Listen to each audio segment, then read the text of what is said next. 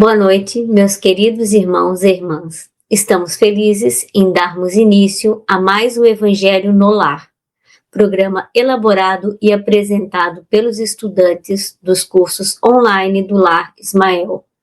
Sejam todos bem-vindos. Jesus possa envolver a cada um de vocês e seus lares em muita luz, saúde, paz e alegria. Aqueles que quiserem, coloquem um copinho ou uma garrafinha com água para ser fluidificada pelos amigos espirituais. Eu estou aqui para refletirmos sobre o Evangelho de hoje com o nosso irmão Irandi. Boa noite, Irandi. Boa noite, Ionara. Boa noite, Silvia. Boa noite a todos os nossos irmãos. E a nossa irmã Silvia. Boa noite, Silvia. Boa noite, Ionara. Boa noite, Irandi. E boa noite a todos os nossos ouvintes. Nosso Evangelho no Lar de hoje vai abordar o Evangelho segundo o Espiritismo, capítulo 8, Bem-aventurados os que têm puro o coração, item 20. Bem-aventurados os que têm os olhos fechados. E vamos iniciar com a prece inicial, que será feita pelo nosso irmão Irandi. Querido Mestre Jesus, é com profunda gratidão que venho até Ti neste momento em que vamos iniciar o Evangelho no Lar, agradecer a oportunidade e rogar as Tuas bênçãos para cada um de nós em nossos lares. Envolve, Mestre Jesus, a todos esses nossos irmãos que estão junto a nós, ligados nesse momento tão sublime, e que os nossos lares recebam a Tua presença, Jesus, e que a Tua paz fique presente durante todos os dias. E certos da Tua presença, pedimos permissão e iniciamos com muito amor o nosso Evangelho no Lar desta semana. Que assim seja. Que assim seja. Obrigada, Irandi. Passamos agora à leitura do item 20. Bem-aventurados os que têm os olhos fechados, e as nossas considerações sobre esta bela página trazida pelo Espírito Vianney, Cura d'Ars, iniciando com nossa irmã Silvia.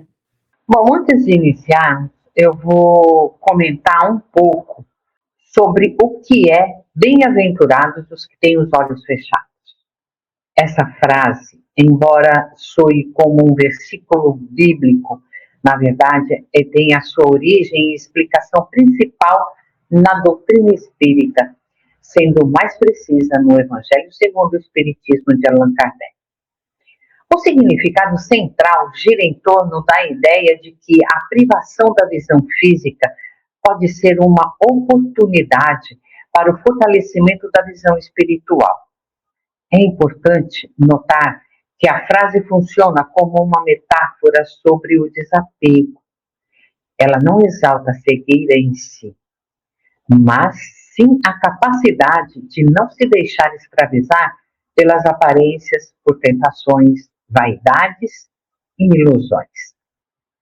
Enquanto o mundo físico é transitório, a visão interna é considerada eterna. Portanto, ser bem-aventurado nesse contexto significa possuir a paz de quem, mesmo na escuridão física ou no silêncio dos sentidos, consegue enxergar a justiça divina, manter a clareza moral e desenvolver virtudes como a paciência e a resignação que é sentido pelo coração e pela alma. Muito bem. Então agora nós vamos iniciar a leitura do primeiro parágrafo do item 20. Meus bons amigos, para que me chamastes? Terá sido para que eu imponha as mãos sobre a pobre sofredora que está aqui e a cure? Ah, que sofrimento bom, Deus! Ela perdeu a vista e as trevas a envolver. Pobre filho, que ore e espere. Não sei fazer milagres, eu, sem que Deus o queira. Todas as curas que tenho podido obter e que vos foram assinaladas, não as atribuais, senão àquele que é o Pai de todos nós. Bom, esse trecho ele vem esclarecer quem é o verdadeiro autor de todas as curas e de onde elas realmente provêm. Trata-se da fala de um espírito por meio de um médium, abordando a fé verdadeira e a humildade. Ele explica que a cura não depende do homem, embora nossas ações, preces e bons pensamentos sejam importantes, somente Deus pode curar. E muitas vezes a cura que desejamos, a do corpo, não é a que nos é destinada. Em vez disso, recebemos a cura da alma, que está em constante evolução e se regenerando a cada boa atitude. Por isso, ele afirma que não há milagres sem a vontade de Deus. A restauração do corpo pode sim acontecer, mas sempre conforme os desígnios divinos. O médium, como já mencionado em outras ocasiões, é apenas um instrumento, um mensageiro da espiritualidade que nos auxilia. Eu gosto sempre de lembrar a frase de Chico Xavier: eu sou apenas um carteiro do além. Quando o texto menciona a perda da visão da pobre filha, revela que certas dores são necessárias para a depuração do espírito. Essas provações têm seu tempo certo para terminar e muitas vezes a cura demora justamente para que o processo seja completo. É preciso, portanto, cultivar a prece, a fé, a paciência e a resignação, confiando que tudo acontece no momento certo. Eu gosto de citar também uma escritora que já retornou ao plano espiritual. Ela era uma paciente oncológica em cuidados paliativos e ela dizia que a cura independe do exame zerado. Ou seja, a cura ela transcende a biologia. Esse ensinamento ele dialoga profundamente com o Evangelho, ao mostrar que a cura vai além da matéria e do corpo físico. É possível ser um doente com a alma curada, viver bem apesar de um corpo enfermo. Quando mesmo diante da doença encontramos alívio, resignação e crescimento espiritual, nós alcançamos a verdadeira cura, que é a cura da alma já citada. É isso, Ionara. Aprendemos na doutrina espírita, que a cura de que necessitamos é a do espírito, pois as enfermidades provêm dele. Elas provêm deles através dos nossos pensamentos e atos fora da lei de Deus. Cada vez que não nos respeitamos ou não respeitamos ao próximo, marcamos nosso perispírito e criamos um débito em nossa vida. E mais tarde teremos que refazer esse caminho, muitas vezes cheio de complicações, dentre elas a enfermidade do corpo.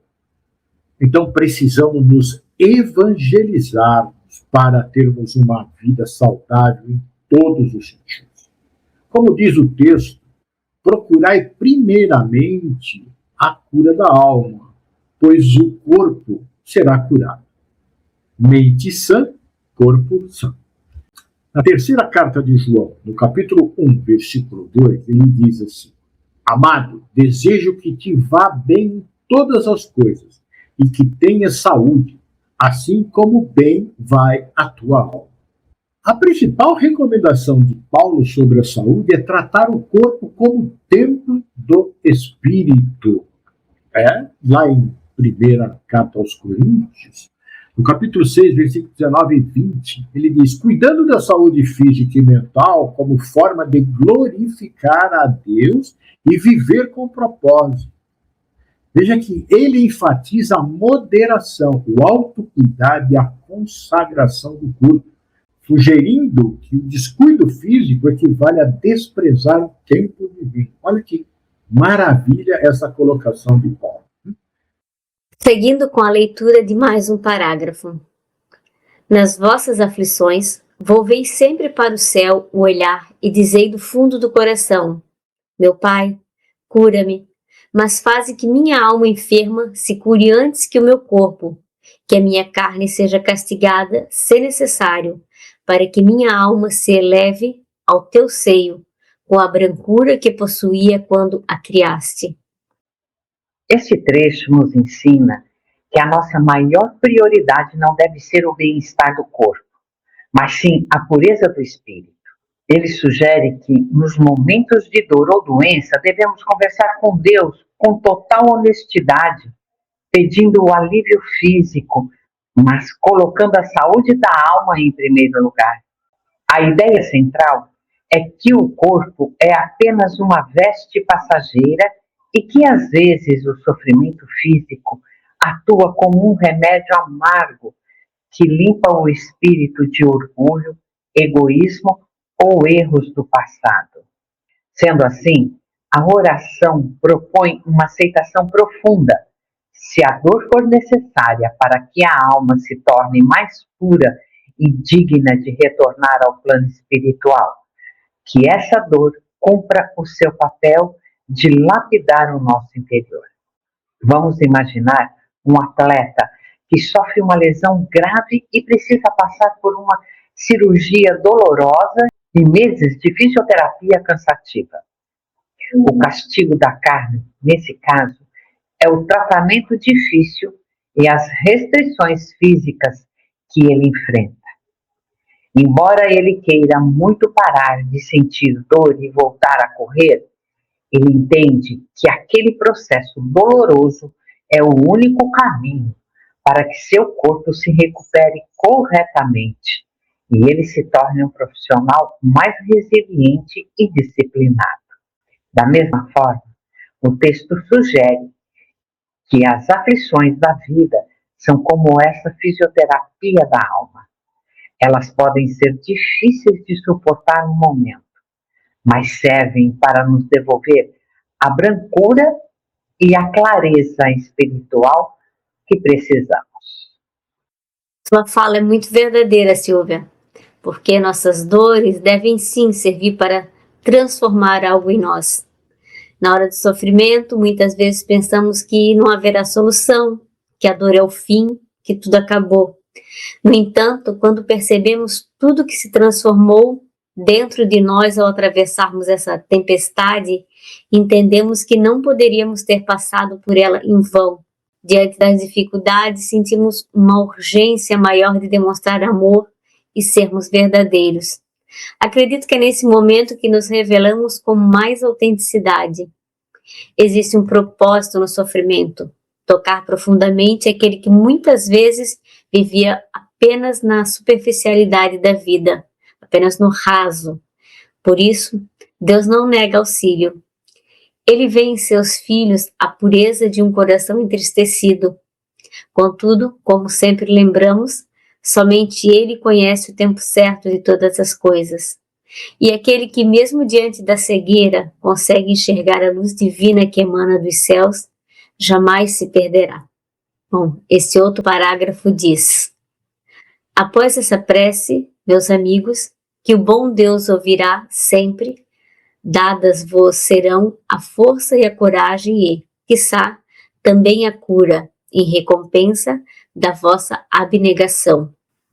Então, esse parágrafo que você acabou de ler, Leonara, aqui nós aprendemos, né, a fazer essa prece, que nós devemos aprender a fazer essa prece quando estivermos em uma situação difícil. Mas não apenas pela doença do corpo, né, mas em qualquer situação que nós estivermos passando, que está meio complicado, né, nós vamos estar ali pedindo a Deus que nos ajude a sair dessa situação em que estamos, mas que esse período nos sirva de lição, para que compreendamos a necessidade da dor, seja ela qual for, pois ela é a alavanca para o nosso progresso moral. Se tivermos paciência e resignação, conforme a Leonara até já falou, né, nesses momentos, confiando em Deus, nós passaremos bem. Só a prece saída do coração fará o milagre que nós necessitamos. Eu creio que cada um de nós, e vocês que nos assistem, já passaram por um momento difícil, seja por doença ou qualquer outro, né? E conseguiram resolver a questão que lhe afligia através da prece. Então, oremos sempre a Deus com ardor, na certeza de que tudo vai ficar bem, pois sempre fica. A prece e a fé. E, seguindo com a leitura do item 20 da mensagem do Espírito Vianney, bem-aventurados os que têm os olhos fechados. Contudo, uma vez que aqui me acho, numa assembleia onde principalmente se trata de estudos, dir-vos-ei que os que são privados da vista deveriam considerar-se os bem-aventurados da expiação.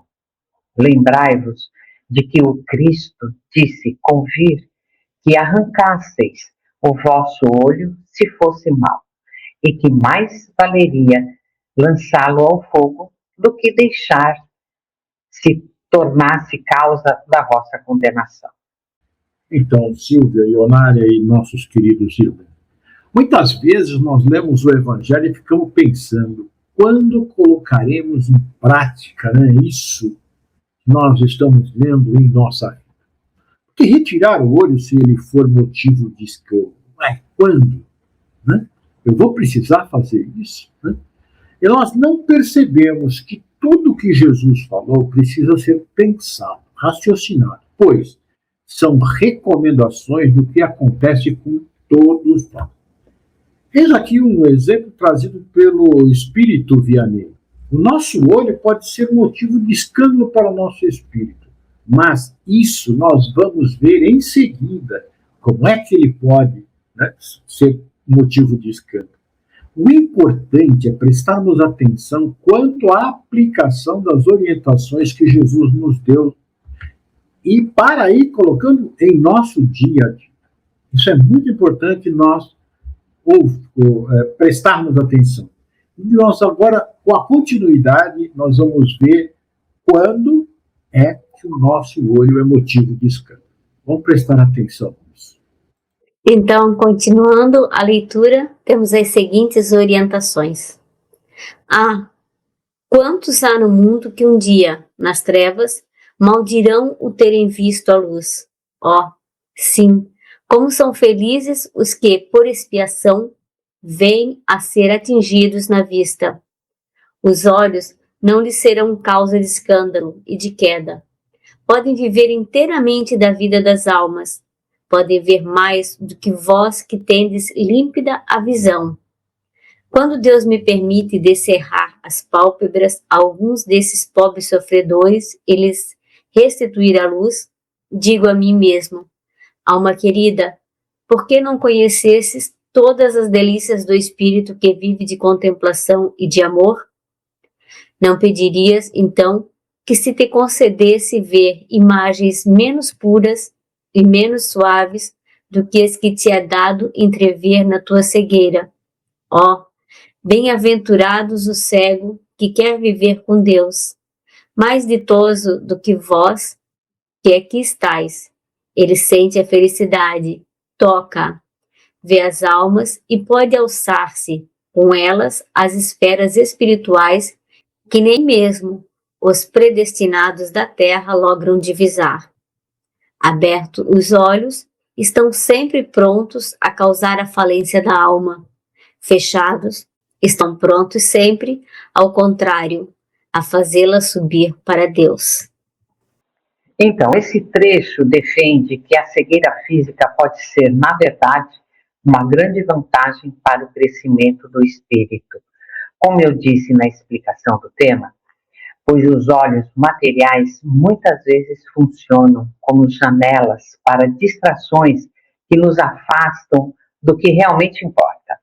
Quando o texto diz que o cego é feliz, ele quer dizer que, ao não se deixar levar pelas aparências, vaidades ou desejos que a visão desperta, essa pessoa consegue focar toda a sua energia em sentir a presença de Deus e a realidade do mundo espiritual.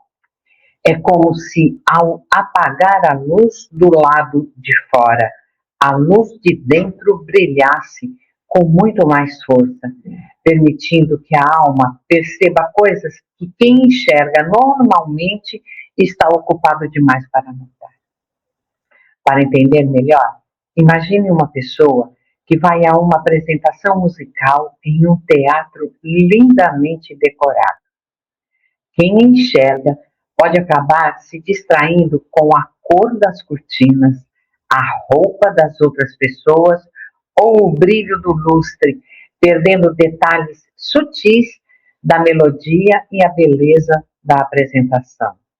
Já alguém que está de olhos fechados, focado, consegue mergulhar profundamente em cada nota, sentindo a vibração do som e a emoção do artista de uma forma muito intensa e pura. Nesse exemplo do texto, o teatro é o mundo. Enquanto nós nos perdermos olhando para coisas passageiras e muitas vezes fúteis, quem tem os olhos fechados para a matéria consegue tocar a felicidade e se conectar diretamente com a espiritualidade, sem as interferências visuais que costumam enganar o nosso coração. É isso, vejam só quanto nós, né, concentrados, com os olhos fechados, nós podemos, os olhos fechados pode ser bem atento, né, focado, nós conseguimos ver as belezas que normalmente nós não vemos. E segue o nosso irmão Vianney dizendo: crede-me, bons e caros amigos, a cegueira dos olhos é muitas vezes a verdadeira luz do coração, ao passo que a vista é, com frequência, o anjo tenebroso que conduz à morte. Sem a visão do mundo material, o ser ele pode voltar-se mais profundamente para a beleza espiritual, conectando-se com o que há de mais sagrado e divino. Na doutrina espírita, compreendemos que há causas para todas as experiências da vida, inclusive a cegueira. Em muitos casos, ela pode evitar que o espírito se perca por caminhos equivocados, afastando-o daquilo que realmente é importante em determinado momento de sua jornada. Assim, a cegueira pode representar uma prova ou um instrumento de crescimento espiritual, favorecendo o desenvolvimento interior, a fé e a sensibilidade da alma. Vou ler os 2 últimos parágrafos dessa bela lição. Agora, algumas palavras dirigidas a ti, minha pobre sofredora. Espera e tem ânimo. Se eu te dissesse, minha filha, teus olhos vão abrir-se, quão jubilosa te sentirias.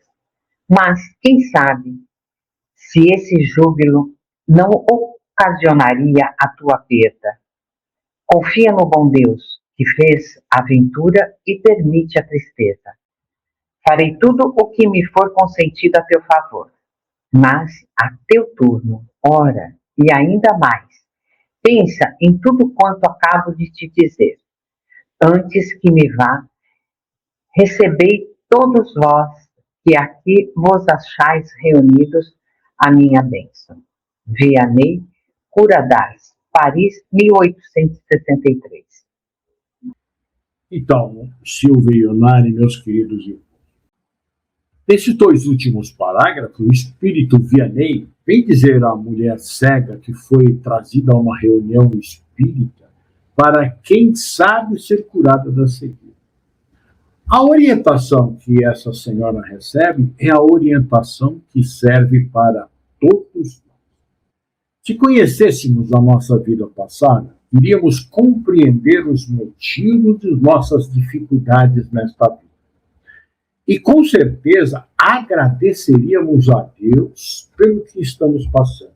Uma vez que, passando bem pelas provas ou expiações atuais, vamos recuperando o que perdemos quando, ao invés de auxiliar o nosso próximo, como nos ensinou Jesus, nos desviamos do caminho da luz, destratando, escravizando, abusando do que aqueles que andavam junto conosco. Nosso olho viu apenas aquilo que fazia o brilho dos nossos sentidos materiais. Devemos nos resignar, aceitar a situação que estamos vivendo e rogar a Deus paciência, entendimento, força e coragem para suportar o momento. Certo de que tudo passa e tudo tem um momento certo, pois Deus é Pai de amor e misericórdia. E sempre nesse momento, temos sempre algo a dar a alguém que passa por situação pior do que a nossa. Assim, a caridade vai nos libertar das dores, das angústias que sentimos e veremos brilhar a luz de Jesus em nosso caminho. Mesmo de olhos fechados, estaremos vendo a beleza do caminho florido, sentindo um perfume e, bem iluminado, esse caminho nos leva a Deus. É com você, Ioná. Bem, meus queridos irmãos, chegamos ao final do nosso Evangelho no Lar desta semana. Esperamos que ele nos ajude a refletir serenamente nesses ensinos de Jesus e que consigamos colocar em prática em nosso dia a dia, para sermos mais tranquilos e felizes. Agora eu vou pedir à nossa irmã Silvia que faça a prece final e a fluidificação das águas. Senhor, agradecemos por esta lição. Ajuda-nos a entender que a luz da alma é superior à do corpo. Que saibamos olhar para dentro com paciência e fé, transformando nossa limitação em força espiritual. Que a Tua paz guie nossa visão interior e abençoe os nossos lares. E pedimos aos amigos espirituais para fluidificar nossas águas. Que assim seja. Que assim seja. Agradecemos a Silvia e ao Irandi pela cooperação e suas colocações, e a todos vocês que estiveram nos acompanhando em seus lares. Lembrando que esse programa ficará gravado no canal do Lar Ismael no YouTube. Você pode assistir quando quiser e enviar para sua família e amigos. Afinal, divulgar a doutrina de Jesus é um ato de caridade. Jesus os abençoe. Até a próxima segunda-feira, às 18 horas.